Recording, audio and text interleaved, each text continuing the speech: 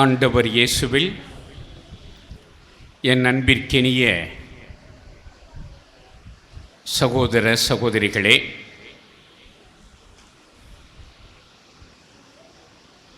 கடந்த 3 தினங்களாக நமது தீவு பங்கு மக்களாகிய நீங்கள் அனைவரும் குழந்தை தெரசா ஆலய வளாகத்திற்கு வந்து தவக்கால தியானத்தை நீங்கள் செய்து கொண்டிருப்பது குறித்து நான் மகிழ்ச்சி அடைகிறேன். ஒவ்வொரு ஆண்டும் இத்தகைய தவக்கால சிறப்பு நிகழ்வு நமது தீவு பங்குகள் ஒன்றிலே நடைபெறுகிறது. நான் குருமானவராக இருந்தபொழுது தீவு முழுவதற்கும் ஒரே ஒரு பங்கு தான், அது இந்த குழந்தை தெரசா பங்கு தான். எனவே குரு மாணவராக நான் பயிற்சிக்கு இங்கு வந்திருக்கிறேன். ஆனால் நம்முடைய மறைமாவட்டம் பிரிந்த பிறகு இப்பொழுது 7 பங்குகள் இருக்கின்றன. அப்பொழுது மண்டபம் பங்கு கூட இல்லை, மண்டபம் கேம்ப் இருந்தது. எனவே இப்படி ஒவ்வொரு ஆண்டும் இவ்வளவு சிறப்பான ஒரு தவக்கால சிறப்பு நிகழ்வை நம்முடைய தீவு தந்தையர்கள் ஏற்பாடு செய்கிறார்கள். எனவே அவர்களுக்கு என்னுடைய பாராட்டுக்களை தெரிவித்துக் கொள்கிறேன். இன்னும் குறிப்பாக இந்த ஆண்டு குழந்தை தெரசா ஆலயத்தினுடைய பங்கு தந்தை இவ்வளவு சிறப்பாக அருள்பணி ஆரோக்கியராஜ் இந்த நிகழ்வை ஏற்பாடு செய்திருக்கிறார். அவருக்கும் என்னுடைய அன்பான வாழ்த்துக்களை தெரிவித்துக் கொள்கிறேன். இந்த ஆண்டு கூடுதல் சிறப்பு என்ன என்றால், இந்த தியானத்தை வழிநடத்தியவர்கள் நமது தமிழகத்தையும் கடந்து உலகம் முழுவதும் தமிழர்களால் அறியப்பட்டிருக்கக்கூடிய மாதா தொலைக்காட்சி அருட்தந்தையர்கள். நற்செய்தியை காலத்திற்கு ஏற்ற முறையில் ஊடகத்தின் வழியாக, குறிப்பாக தொலைக்காட்சி வழியாக மிகச் சிறப்பாக அறிவித்து கொண்டிருப்பவர்கள் நம்முடைய மாதா தொலைக்காட்சி தந்தையர்கள். உலகத்திலே பல இடங்களில் இந்த முயற்சி தோல்வியடைந்த பொழுது தமிழகத்திலே தமிழக ஆயர்களுடைய உற்சாகம் தரும் ஆதரவின் காரணமாக மிகச்சிறப்பாக இது நடந்து கொண்டிருக்கிறார். அதிலும் குறிப்பாக இந்த பணியில் ஈடுபட்டுள்ள அருட் தந்தையர்களுடைய அர்ப்பணம் இதற்கு ஒரு மிக முக்கிய காரணம். எனவே நமது மாதா தொலைக்காட்சி நிறுவனத்தில் பணியாற்றுகிற அனைத்து தந்தையர்களுக்கும், குறிப்பாக இந்த தியானத்தை வழிநடத்திய என்னுடைய முன்னாள் மாணவர் அருள்பணி ஜெயக்குமார் மற்றும் அவருடைய குழுவினருக்கும் என்னுடைய பாராட்டுக்களை தெரிவித்துக் கொள்கிறேன்.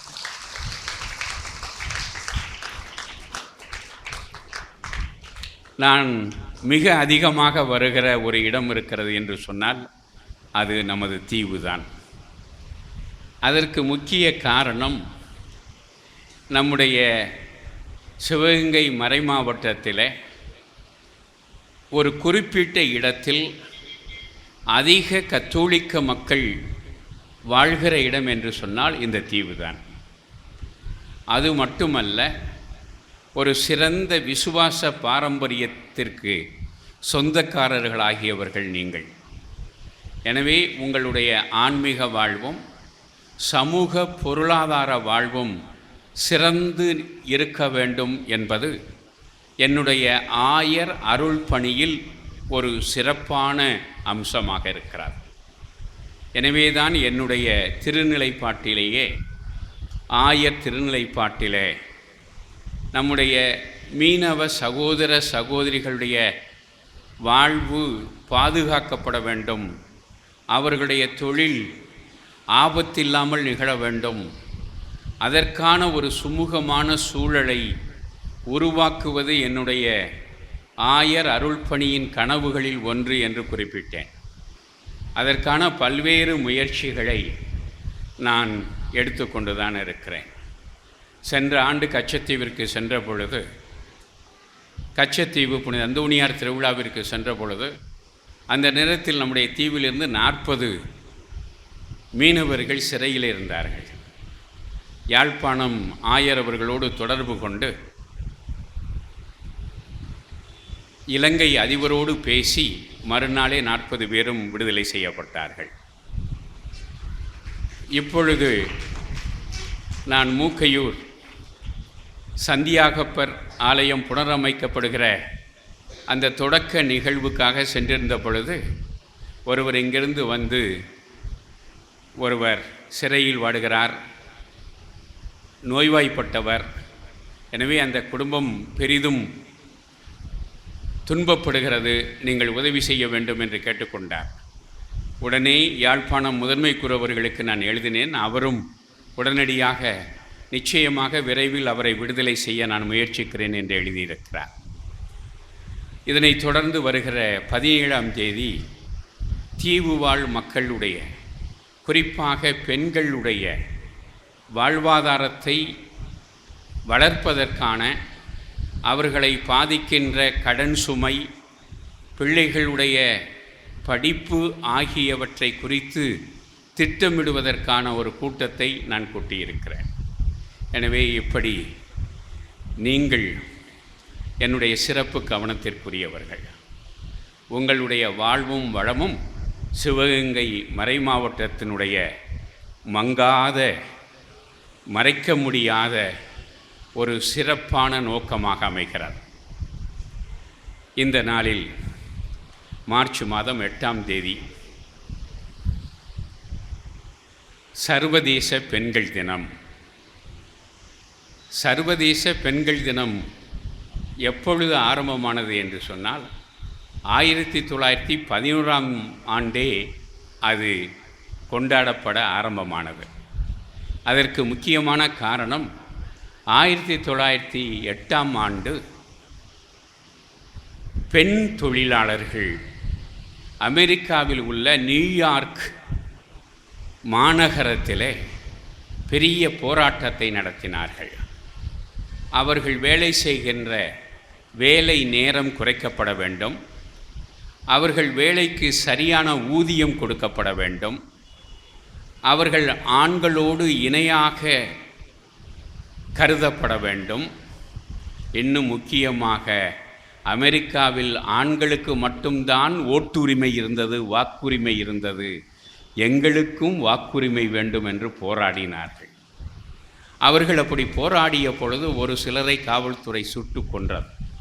அது மிகப்பெரிய புரட்சியாக வெடித்து 1911ஆம் ஆண்டு முதல் இப்படி சர்வதேச பெண்கள் தினம், குறிப்பாக இந்த மார்ச் மாதம் 8ஆம் தேதி 1917ஆம் ஆண்டு முதல் சர்வதேச பெண்கள் தினமாக கொண்டாடப்பட்டு வருகிறது. எனவே இந்த நாளில் இங்கே இருக்கக்கூடிய உங்கள் அனைவருக்கும், சிறப்பாக பெண் துறவியர்கள், பெண்கள், சிறுமிகள் அனைவருக்கும் பெண்கள் தின வாழ்த்துக்களை தெரிவித்துக் கொள்கிறேன்.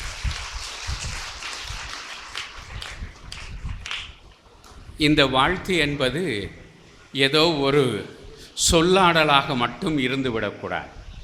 உண்மையிலேயே நம்முடைய பெண்களை வளர்த்தெடுக்கிற முயற்சிகளிலே நம்முடைய மறை மாவட்டம் ஈடுபட வேண்டும்.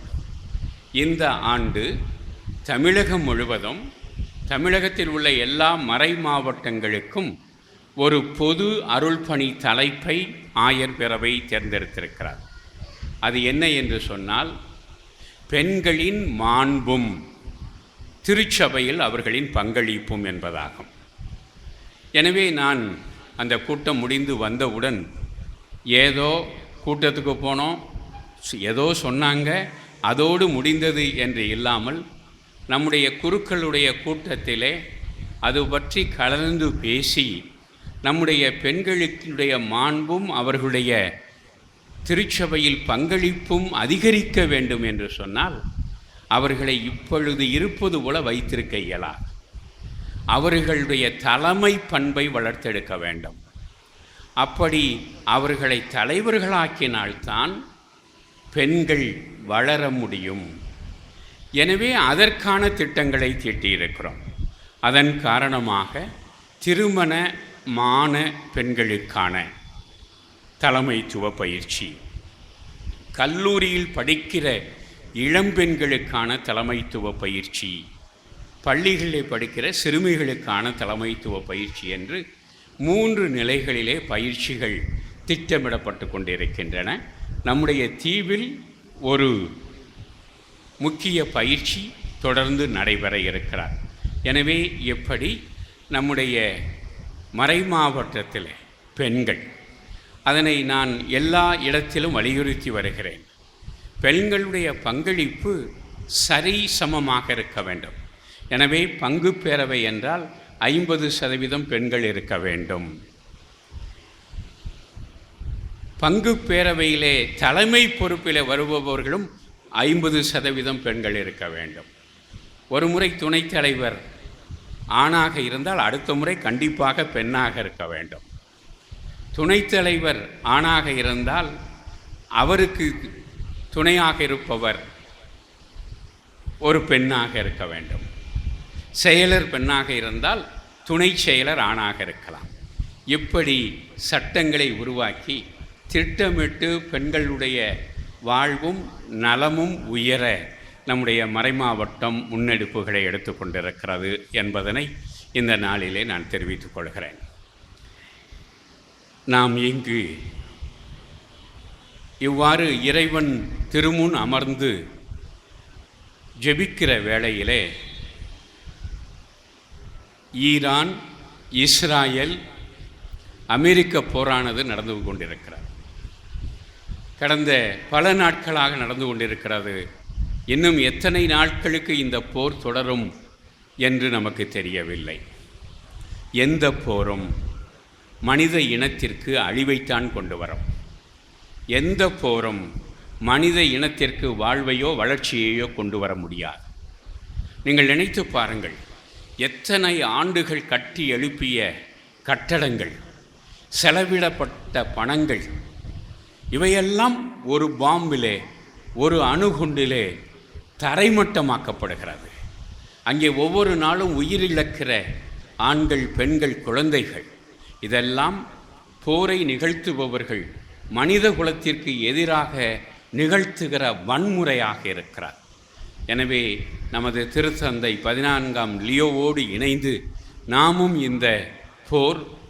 இந்த போர் மட்டுமல்ல, எந்த போரும், பல ஆண்டுகளாக நடைபெற்று வருகிற ரஷ்ய உக்ரைன் போர், எப்படி எல்லா போர்களும் நிறுத்தப்பட வேண்டும், உலகம் போர்கள் இல்லாத உலகத்தை காண வேண்டும் என்று இந்த திருப்பலியிலே உருக்கமாக நாம் ஜெபிப்போம். இந்த பெண்கள் தினத்திலே நாம் இன்று வாசிக்க கேட்ட நற்செய்தி ஆண்டவர் இயேசுவுக்கு அடுத்தபடியாக ஒரு பெண்ணை மையப்படுத்துவதை பார்க்கிறோம்.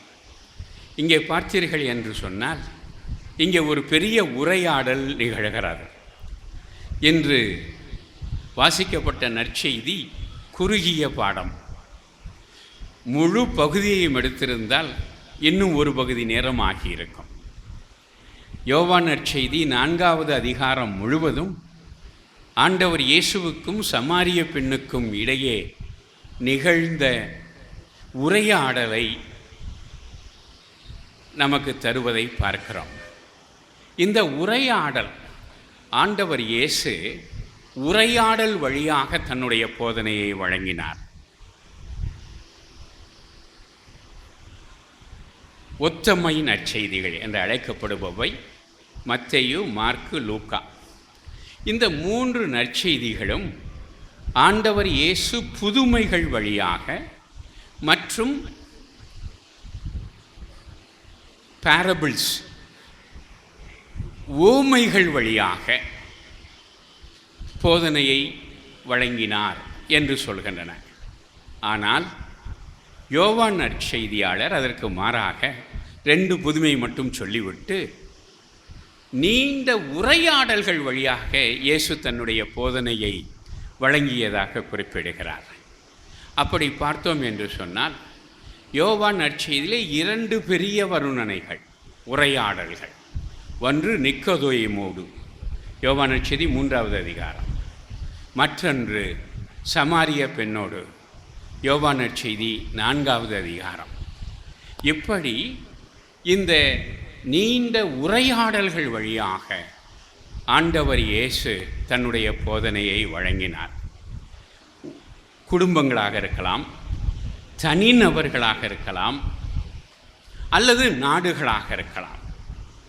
பிணக்குகளும் போர்களும் சண்டை சச்சரவுகளும் ஏற்படுவதற்கு காரணம் என்ன? அங்கே உரையாடல் இல்லாதது தான். உரையாடல், டயலாக் ஆங்கிலத்தில். இந்த டயலாக் இல்லாமல் எங்கெல்லாம் மோனோலோக், ஒருவர் மட்டும் பேசுகிறாரோ அங்கே பிணக்குகளும் பிளவுகளும் போர்களும் நடக்கும். எனவே குடும்பமாக இருக்கலாம், அதில் ஆண் மட்டும் பேசினால் அந்த குடும்பத்தில் மகிழ்ச்சி இருக்காது, அல்லது பெண் மட்டும் பேசிக்கொண்டிருந்தால் மகிழ்ச்சி இருக்காது. கணவன் மனைவி இருவருக்கிடையே உரையாடல் இருக்க வேண்டும். உரையாடல் வழியாகத்தான் நாம் பிரச்சனைகளை சரியாக தீர்க்க முடியும். உரையாடல் தான் மகிழ்ச்சியை கொண்டு வர முடியும்.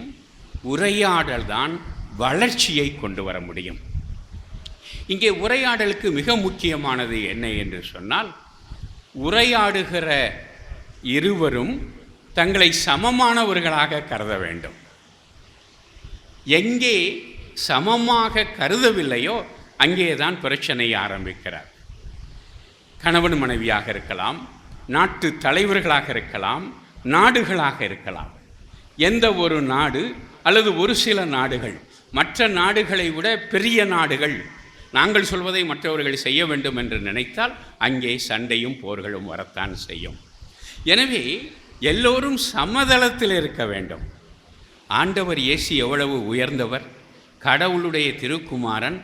ஆனால் அவர் இந்த நீச மனிதர்களை சமமாக கருதினார்.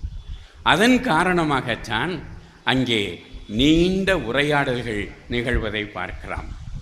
நிக்கோதேமு ஒரு பரிசேயர், அவர் இயேசுவிடம் கேள்வி கேட்கிறார். அவராவது ஒரு ஆண் முதன்மை சமுதாயத்தில் ஆண்களுக்கு கூடுதல் இடம் இருக்கிறார். ஆனால் சமாரிய பெண், சமாரியர் என்ற முறையிலே முதலிலே அவர் தாழ்த்தப்பட்ட இனத்தை சார்ந்தவர், அதிலும் பெண் என்பதனால் இன்னும் தாழ்த்தப்பட்டவர். இன்னும் குறிப்பாக அவர் பல கணவர்களை மணந்தவர் என்பதனால் இன்னும் சமூகத்திலே தாழ்வாக கருதப்பட்டவர். அதனால்தான் உச்சி வெயிலிலே அவர் தண்ணி எடுக்க வருகிறார். அவர் காலை பொழுதிலோ மாலை பொழுதிலோ மற்ற குடும்ப பெண்கள் தண்ணீர் எடுக்க வருகிற பொழுது வரக்கூடாது. அதனால்தான் உச்சி வெயிலிலே வருகிறார். அங்கே இயேசுவை சந்திக்கிறார். இங்கே பார்த்தீர்கள் என்று சொன்னால், முதலிலே சமாரியர் என்ற முறையிலே அவர் தாழ்த்தப்பட்டவர் என்று சொன்னேன். ஆண்டவர் இயேசு வாழ்ந்த நாடு, இன்று போரை நிகழ்த்தி கொண்டிருக்கக்கூடிய இஸ்ராயேல் நாடு. இயேசுவின் காலத்தில் அது பாலஸ்தீன நாடு என்று அழைக்கப்பட்டது. அதிலே 3 பகுதிகள் இருந்தன. தெற்கில் இருந்த பகுதி யூதேயா, அங்குதான் எருசலேம் இருக்கிறது. அதற்கு அடுத்து வடக்கு நோக்கி சமாரியா, அதற்கு அடுத்து வடக்கில் இருக்கிற பகுதி தான் கலிலேயா. இந்த கலிலேயர்களும் சமாரியாவில் வாழ்ந்தவர்களும் யூதேயாவில் வாழ்ந்தவர்களும் எல்லோரும் யூதர்கள். ஆனால் கிமு 720 இந்த சமாரியாவில் வாழ்ந்த பகுதியினர் போரின் காரணமாக கைதிகளாக பபிலோனியாவிற்கு என்று இருக்கிற ஈராக் நாட்டிற்கு எடுத்துச் செல்லப்படுகிறார். அங்கே இருந்தவர்கள் வேறு வழியில்லாமல் அங்கே இருந்த யூதர்கள் பிற இனத்தோடு கலந்து திருமணம் செய்து வாழ ஆரம்பித்தார்கள். எனவே கலிலேயாவிலும் யூதேயாவிலும் வாழ்ந்த யூதர்கள் இவர்களை தாழ்ந்த சாதியினர் என்று கருதினார்கள். எனவே அவர்களோடு எந்த உறவும் வைத்துக் கொள்வதில்லை. எனவே தான் இயேசு சமாரிய பெண்ணிடம் எனக்கு தண்ணீர் கொடு என்று கேட்டவுடன் அவர் என்ன சொல்கிறார்? நீர் யூதர், சமாரிய பெண்ணாகி என்னிடம் நீர் தண்ணீர் கேட்பது எப்படி என்று சொல்லுகிறார். எனவே இந்த சமாரியர்கள் கலப்படம் செய்து கொண்ட காரணத்தினால், யூதர்கள் மற்ற இனத்தாரோடு திருமணத்தால் கலப்பு செய்து கொண்ட காரணத்தினால் கலிலேயாவிலும் யூதேயாவிலும் வாழ்ந்த யூதர்கள் இவர்களை தாழ்ந்தவர்கள் என கருதினார்கள். குறிப்பாக கலிலேயர்கள் சமாரியாவை கடந்துதான் யூதேயாவிற்கு செல்ல வேண்டும். அங்குதான் எருசலேம் இருக்கிறது. ஆண்டிற்கு ஒரு முறை குறைந்தபட்சம் 16 வயது நிரம்பி 60 வயது வரைக்கும் உள்ள ஆண்கள் கண்டிப்பாக எருசலேம் திருவிழாவிற்கு செல்ல வேண்டும், பாஸ்கா திருவிழாவிற்கு செல்ல வேண்டும். அவர்கள் சுற்றி போனால் 6 நாள் எடுக்கும். சமாரியா வழியாக போனால் 3 நாள் எடுக்கும். இந்த சமாரியா வழியாக போகிற பொழுது சமாரியர்கள் இவர்களை தொல்லை செய்தார்கள், கண்டித்தார்கள். ஆனாலும் வேறு வழி இல்லாமல் இவர்கள் இது வழியாகத்தான் செய்தார்கள். அதனால்தான் ஒரு முறை யோவான் கேட்கிறார், சமாரியர்கள் நம்மை திட்டுகிறார்கள், அவர்கள் மேல் நெருப்பு வந்து அழித்துவிட நான் சொல்லவா என்று கேட்கிறார். எனவே இப்படியெல்லாம் இருந்தது. ஆண்டவர் இயேசு பகலிலே நடந்து உச்சி வெயிலிலே வந்து வேர்த்து விறுவிறுத்து உட்கார்ந்திருந்த பொழுதுதான் அவர் தண்ணீர் கேட்பதை நாம் பார்க்கிறோம். எனவே எப்படி இந்த சமாரிய பெண் கடைசியாக எங்கே முடிகிறது? முதல்ல பார்த்தீர்கள் என்று சொன்னால் கிணத்துல ஒரு ஆண் ஒரு பெண். இது இந்த உருவகம் என்பது பழைய ஏற்பாட்டுக்கு புதிதல்ல. பழைய ஏற்பாட்டில் திருமணத்திற்கு பெண் தேடி வந்த மணமகன்கள் எங்கே மணமகள்களை சந்தித்தார்கள் என்றால் கிணற்றில் தான் சந்தித்தார்கள். ஒரு உதாரணம் ஈசாக்கு, இன்னொரு உதாரணம் யாக்கோபு, இன்னொரு உதாரணம் மோசே. இந்த மணமகன்கள் அங்கே கிணற்றடியிலே வந்து நிற்பார்கள். மணமகள் வருவாள், அவளிடம் தண்ணீர் கொடு என்று கேட்பார்கள். அவள் மனமிறங்கி தண்ணீர் கொடுப்பாள். இதெல்லாம் நீங்கள் போய் பழைய ஏற்பாட்டில் படித்து பார்க்கலாம். வீட்டுக்கு போய் அவங்க அப்பாட்ட இப்படி ஒரு இளைஞன் வந்திருக்கிறார் என்ற தண்ணீர் கேட்டார் என்று சொல்லுவார். உடனே அவர் வீட்டு தலைவர் வந்து அவரை வீட்டுக்கு கூப்பிடுவார். 2 நாட்கள் அங்கே தங்க வைத்து அவருக்கு தன்னுடைய மகளை திருமணம் செய்து வைத்து அனுப்பிவிடுவார். எப்படி மணமகன்கள் மணமகளை தேடும் இடம்தான் கிணற்றடி. ஆனால் இங்கே என்ன மாறி அமைந்து விடுகிறது என்று சொன்னால், மணமகளை அல்ல, மணமகனை அல்ல, மானிட மகனை, மீட்பரை சமாரியர்கள் அடையாளம் கண்டு கொள்கிற இடம்தான் கிணற்றடியாக மாறுகிறார். எனவே ஒரு பழைய உருவகத்தை எப்படி ஆண்டவர் இயேசு லாபகமாக மாற்றி விடுகிறார் என்பதை நாம் பார்க்கிறோம். அதற்கு காரணம் என்ன? அவரிடம் இருந்த இரக்கம், அவரிடம் இருந்த கருணை, அவரிடம் இருந்த சமத்துவ உணர்வு ஆகியவைதான் அந்த பெண்ணோடு உரையாடல் நிகழ்த்த வைத்தது. அதன் காரணமாக அவள் ஓடிப்போய் ஊர் முழுவதிலும், மற்ற இடங்களிலே அந்த இளம்பெண் தன்னுடைய தந்தையிடம் மட்டும் சொல்லுவாள். ஆனால் இவள் ஓடிப்போய் ஊர் முழுவதற்கும் சொன்னால், இறைவாக்கினர்கள் முன் அறிவித்த மெசியாவை நான் கண்டேன். உடனே அவர்கள் வந்து மெசியாவை அழைத்து ஊருக்கு சென்று 2 நாட்கள் அவரும் தங்குகிறார். மணமகனாக அல்ல, மானிட மகனாக, மீட்பராக அவர்களுடைய வீட்டிலே தங்குகிறார், அவர்களுடைய ஊரிலே தங்குகிறார். கடைசியாக என்ன சொல்கிறார்கள் அங்கே அந்த ஊர்க்காரர்கள்? நீ சொன்னதுனால இல்லை, நாங்களே அவர் சொன்னதை கேட்டோம், அதனால் அவரை விசுவசிக்கிறோம் என்று சொன்னார்கள். இப்படி ஒரு பெரிய இனம் பகை நாடாக இருந்தது. இயேசுவினுடைய உரையாடலின் காரணமாக எப்படி நட்பு நாடாக மாறியது என்பதை பார்க்கிறோம். நட்பு நாடாக மாறுவது மட்டுமல்ல, மாறாக ஒரு உள்ளார்ந்த மனமாற்றம் ஏற்படுவதை பார்க்கிறோம். இறுதியாக எனக்கு தண்ணீர் கொடு என்று சொன்னார். அதற்கு அவள் மறுத்தாள். எனக்கு ஒரு அனுபவம் இருக்கிறார். நான் திருவரங்கத்திலிருந்து படிக்கும்போது அப்போது ஒரு தடவை திடீர்னு சோம்லாம் போச்சு. சாதாரணமாக சுரிசரங்கு வந்துச்சு, அதில் நடக்க முடியாமல் போச்சு. அங்கே உள்ள டாக்டர் மருந்து கொடுத்தாரு. அவர் சொன்னார், நம்ம பையன் நடக்கவே மாட்டான், உயிரோடும் இருக்க மாட்டான் அப்படின்னு சொன்னார். அப்போது ஊரில் பாட்டி மாதிரி செத்தாக்கு மணி அடிப்பாங்க, சாவு மணி. சாவுமணி அடித்தோடனே எல்லோரும் எங்கள் வீட்டுக்கு ஓடியாந்து பார்க்க வருவாங்க, நான் செத்துட்டேன் நான் சொல்லி. அப்போது எங்கள் அம்மா கொக்கூரணியில் இருந்த சிவசியாருக்கு வேண்டிக்கிட்டாங்க.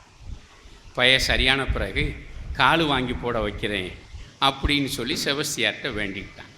அதுக்கு பிறகு நான் சுகமாகி விட்டேன். சுகமானது மட்டும் இல்லை, நடக்க முடியாதுன்னு சொன்னவங்க இப்போ உலகத்தில் உள்ள பெரும்பான்மையான நாடுகளுக்கு நடந்து போய் வந்துருக்கு. எனவே அப்படி கொக்கூரணிக்கு நடந்து வரணும்னு எங்கள் அம்மா வேறு நேர்ச்சி வச்சுக்கிட்டாங்க. அதனால எங்கள் அம்மாவுடைய தம்பியை துணைக்கியை வர சொல்லி நாங்கள் 2 பேரும் நடந்து வர்றோம். உச்சி வெயில், ஒரே ஒரு வீடு ஊருக்கு வெளியே இருந்தது. ஊருக்குள்ளே பார்த்துக்கிட்டே வர்றேன், ஒருத்தரும் இல்லை, எல்லாம் கதவை பூட்டி இருந்துச்சு. ஊருக்கு வெளியே இருந்த அந்த வீட்டில் ஒரு தாத்தா நின்னார். ஐயா கொஞ்சம் தண்ணி கொடுங்கன்னு கேட்டேன்.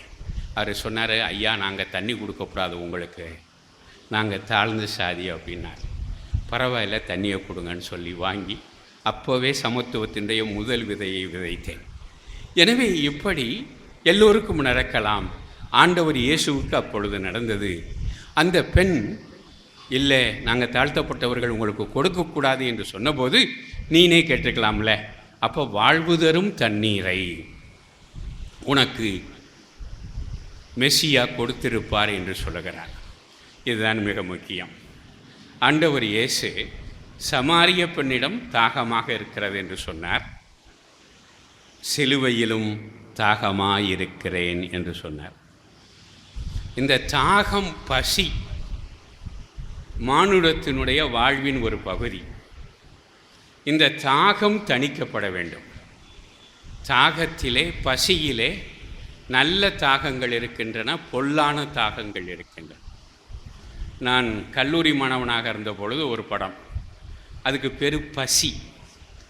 அந்த படத்தினுடைய கதை என்னன்னு சொன்னால், ஒரு கிராம பெண், அழகான பெண், ஒரு காமுகன் நான் உன்னை கல்யாணம் பண்ணிக்கிறேன் அப்படின்னு சொல்லி ஆசை வார்த்தையை சொல்கிறான். கல்யாணத்துக்கு முன்னாடியே நாம் உறவு வச்சுக்கலாம், ஒன்றும் தப்பு இல்லை, உன்னை நான் சத்தியமாக கல்யாணம் பண்ணுவேன்னு சொல்கிறான். நம்பிடுறா. அவள் உன்னோடு சேர்ந்து விடுகிறாள். குழந்தை உருவாகி விடுகிறது. இந்த காமுகன் ஓடியே போயிட்டான். குழந்தை பிறந்து விடுகிறது. இந்த பெண்ணுக்கு பெரிய அவமானம். இவள் குழந்தையை பெற்ற சோகத்திலே செத்து போகிறாள். அவள் பிணமாக கிடக்கிறாள். அவள் பெற்ற குழந்தை வரான்னு கத்துது. அப்பொழுது ஒரு 4 கேப்ஷன், 4 வரிகள் அதோடு படம் முடிகிறது. குழந்தைக்கோ வயிற்றுப்பசி, கோதைக்கோ மானப்பசி, காலத்திற்கோ மரணப்பசி, காமுகனுக்கோ காமப்பசி, காலத்திற்கோ மரணப்பசி. திரும்ப சொல்கிறேன், குழந்தைக்கோ வயிற்றுப்பசி, கோதைக்கோ மானப்பசி, காமுகனுக்கோ காமப்பசி, காலத்திற்கோ மரணப்பசி. அதோடு படம் முடிக்கிறார். இந்த பசி, தாகம், இதிலே தற்காலிகமான தாகங்கள் இருக்கின்றன, நிரந்தர தாகங்கள் இருக்கின்றன, நல்ல தாகங்கள் இருக்கின்றன, கெட்ட தாகங்கள் இருக்கின்றன. சிற்றின்பம், காமம், சுயநலம், இவையெல்லாம் கெட்ட தாகங்கள், கெட்ட பசிக்கு உதாரணம். ஆனால் நல்ல தாகம், அதுதான் வாழ்வு தரும், வாழ்வுக்கான தாகம். ஆண்டவர் இயேசு தாகமாயிருக்கிறேன் என்று சொன்னது இந்த உலகத்தை மீட்பதற்காக. எனவே உலகத்தை மீட்பதற்கான தாகம் ஆண்டவர் இயேசுவிடம் இருந்தது. இன்று நமக்கும் அத்தகைய தாகம் இருக்க வேண்டும். எதற்கான தாகம்? சமத்துவத்திற்கான தாகம், அன்புக்கான தாகம், தொண்டுக்கான தாகம், சமாதானத்திற்கான தாகம். இப்படி இத்தகைய நிலைப்பாடுகளுக்கான தாகங்கள் தான் நம்மை உண்மையான கிறிஸ்தவர்களாக மாற்றக்கூடியவை. கிறிஸ்துவை போன்று நாம் கிறிஸ்தவர்கள் என்றால், கிறிஸ்து அவர்கள்தான் கிறிஸ்தவர்கள். இந்த பெயரை நமக்கு கொடுத்தவர்கள் கொரிந்து நகரிலே வாழ்ந்த புறையினத்து சகோதரர்கள். அங்கே இருந்த இயேசுவின் சீடர்கள் இயேசுவைப் போல் இருந்ததால், கிறிஸ்துவைப் போல் இருந்ததால் கிறிஸ்து அவர்கள் கிறிஸ்தவர்கள் என்று அழைத்தார்கள். எனவே நாமும் கிறிஸ்தவர்களாக, கிறிஸ்துக்களாக, கிறிஸ்து போல இருக்க வேண்டும் என்றால் இயேசு போல நற்தாகங்களை கொண்டிருக்க வேண்டும். அன்புக்கான தாகம், கருணைக்கான தாகம், தொண்டுக்கான தாகம், சமாதானத்திற்கான தாகம். அந்த தாகம் நிறைவேற வேண்டும் என்றால் சுயநலம் போக வேண்டும், வெறுப்பு போக வேண்டும், பாவம் அகல வேண்டும், பகைமை நீங்க வேண்டும். இவை நீங்கி நமக்கு நல் தாகங்கள் நம்மில் குடிகொண்டு நல் கிறிஸ்தவர்களாக வாழ்ந்து சிறக்க இறைவன் அருள் புரிய இத்திருப்பலியிலே மன்றாடுவோம். ஆமென்.